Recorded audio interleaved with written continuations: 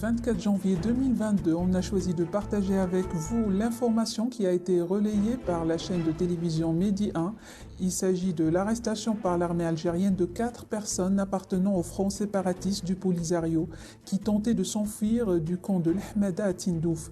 Ces derniers ont pu s'éloigner d'une dizaine de kilomètres du camp dit de Dakhla avant d'être rattrapés par des militaires algériens chargés de la surveillance des camps de Tindouf. Alors, selon Medi 1, des soldats de l'armée algérienne chargés de l'encerclement des camps des Sahraouis al-Ahmada de Tindouf ont interpellé dans la soirée du 21 janvier à 11 km à l'est du camp dit Dakhla 4 membres du Polisario, Youssef Sid Ahmed, Saïd Mahmoud, Mehdi Sid Ahmed et Abdallah Bouana, au moment où ils tentaient de quitter le dit camp. Les fugitifs ont été placés en détention dans une caserne militaire de l'armée algérienne. Ce n'est pas la première fois que des personnes séquestrées tentent de s'évader des camps de Tindouf, où les conditions de vie sont infernales. Le chemin de la délivrance est pavé de périls, puisque la région est quasi encerclée par les milices armées du Polisario, qui surveillent en permanence avec le concours de l'armée algérienne tous les territoires qui flanquent les camps. Les camps de Tindouf, rappelle le 360, sont en permanence encerclés par plusieurs cordons sécuritaires successifs sous forme de cercles concentriques formés par les milices du Polisario, puis la gendarmerie et l'armée algérienne. Toute sortie d'un camp ou entrée dans celui-ci est obligatoirement conditionnée par la présentation d'une autorisation administrative en bonne et due forme, c'est-à-dire délivrée conjointement par les services algériens à la demande d'un dirigeant du Polisario par un du demandeur. Même ceux qui sont autorisés à quitter le territoire algérien vers la Mauritanie voisine, par exemple, sont obligés de donner des garanties solides de retour, comme le fait de laisser derrière eux en otage leurs enfants, épouses et parents.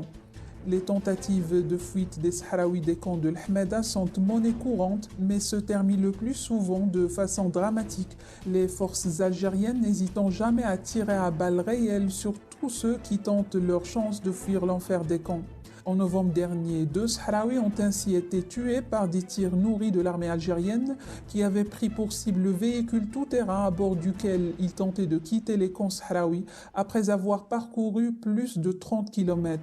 Le 360 rajoute qu'avec ce nouvel épisode des 4 membres du Polisario qui tentent de fuir les camps, il est désormais clairement établi que l'armée algérienne a choisi cette méthode radicale d'enfermement à l'égard des Sahraouis pour les terroriser et tuer en eux toute velléité de fuir les camps de l'Ahmada. Même de simples orpailleurs sahraouis sont régulièrement abattus sans sommation par les soldats algériens, s'ils ne sont pas carrément brûlés vifs. L'on se souvient qu'en octobre 2020, 2 chercheurs d'or sahraouis ont été aspergés d'essence dans un puits d'exploration par des soldats algériens avant d'être brûlés vifs. Le 5 mai dernier, alors qu'un important groupe d'orpailleurs sahraouis se livrait à la prospection dans l'extrême sud algérien, il avait été pris pour cible par l'armée algérienne. 2 personnes ont été tuées dans cette attaque et plusieurs autres blessées.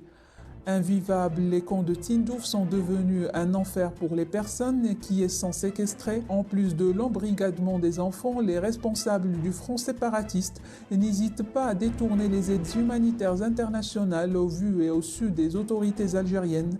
Cela se fait aux dépens des populations séquestrées qui continuent de pâtir de l'extrême pauvreté et demeurent privées des droits les plus élémentaires. Les tripotages du front Polisario ont pris des proportions telles qu'elles suscitent de plus en plus l'inquiétude de l'Union européenne, l'un des principaux pourvoyeurs des aides humanitaires. Plusieurs eurodéputés ont tiré la sonnette d'alarme quant aux agissements du Polisario, appelant à ouvrir une enquête internationale. Voilà, c'est tout pour cette revue de presse. N'hésitez pas à réagir en commentaire et je vous dis à la prochaine pour une nouvelle vidéo.